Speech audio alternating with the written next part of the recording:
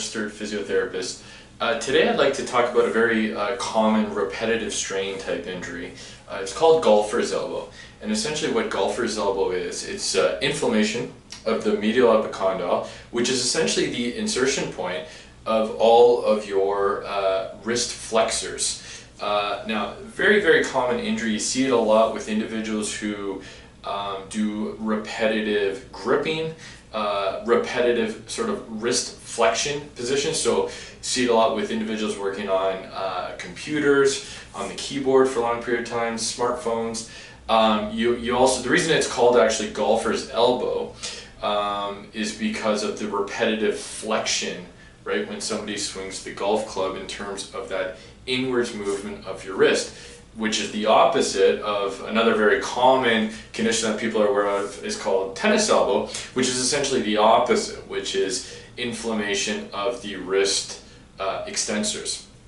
So as I mentioned, this is a very common repetitive strain injury, and it tends to occur when somebody has done a new activity over a prolonged period of time. And what a patient will complain about essentially is localized pain, again, right on the inner portion of the elbow. Typically it'll be quite painful with gripping, with flexing the wrist up, with stretching in a lot of cases in the opposite direction will be quite painful. Any sort of gripping, opening a door, for example, shaking somebody's hand, a lot of those activities will be quite painful, as well as dexterity movements, right? So any sort of fine motor skills, a lot of times people will find that those tend to be quite sensitive into this area. So from a physiotherapy standpoint, there's a number of different interventions that can be helpful in terms of this condition.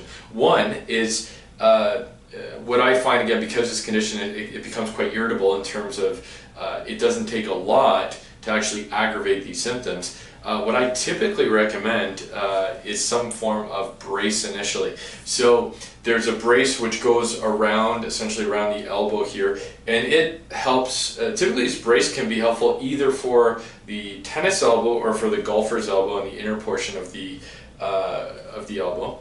So using a brace, various stretching exercises specifically for, again, those wrist flexors. Doing some gentle self-massage directly on the tendon. So what we're trying to do in that case, it's a technique called frictions, in which essentially we're trying to break up any scar tissue which might develop directly on that insertion point, increase circulation, and basically make the area more pliable.